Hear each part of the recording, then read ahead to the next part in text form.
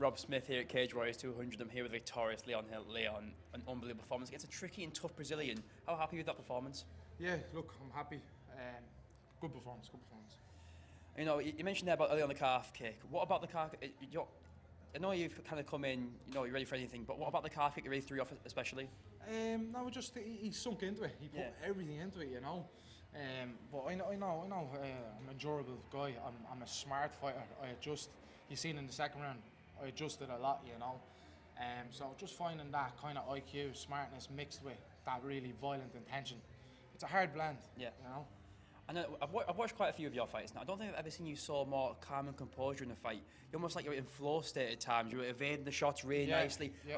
He was really struggling to hit you at times. Yeah. Was that something you really worked on in camp, was looking to hit and not get hit? Yeah, look, I believe that when I rely on my reflexes, I have really good reflexes. Sometimes, like, obviously you have to play it safe. You can get caught with any shot, especially early on. But I feel like when I'm just in that flow, free, hands down, moving, like pressing, like I can play close, like you seen against Stephen Hill in July in that small cage. I played a pressure heavy style.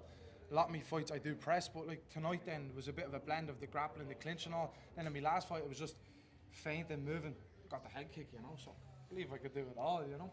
And as the second round started and the fight was progressing, your opponent was noticeably getting more and more tight. He was starting to swing a lot more from the hip, a lot more wider sort of more sloppy shots. Did you sort of notice the fatigue starting to set in? Is that where you thought, okay, this is where I take over and this is where the violence comes out, because you really started to use those elbows in the clinch? Yeah, he was starting to wing with his head down, so I was just picking up on a few reads.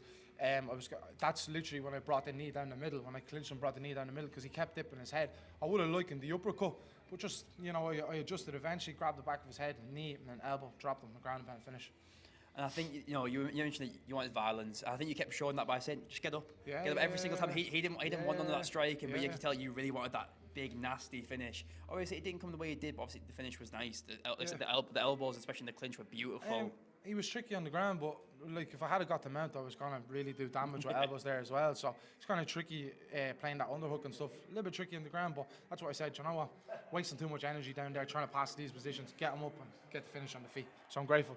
I know you have mentioned that you want a contender series shot. I do believe you are ready for that. Yeah. And obviously, I know we've got a massive title fight between Clancy and Bellinson coming up very soon. I know you'd think that the winner of that is most likely going to go to the UFC next. And you know, first off, who do you think wins that fight between Clancy and Bellinson? It's a great fight. If I had to call him, probably Clancy. Mm-hmm. Yeah.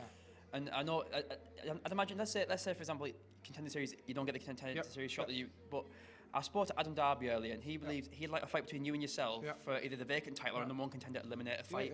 Would you like that fight? Absolutely, I'll fight any of them. You know, doesn't matter who they put in front of me. If Cage Warriors think that's what's next, you know, speak to Graham, my manager, and see what he has planned next for me, you know. But yeah, if that's what's next, let's do it. You know, it's no surprise. Obviously, we've got a 10 grand finish bonus tonight. We've also got the UFC PI trip. Which do you value more? Would you value the £10,000 more, or would you value the UFC PI trip? Because I feel like the UFC PI trip, that's an experience money can't buy. Getting in front of the UFC brass, getting to know your name, that'd be an incredible experience for yourself. Yeah, they're both unreal, you know. Either or, I'd be happy. Leon, congratulations. Thank you, brother.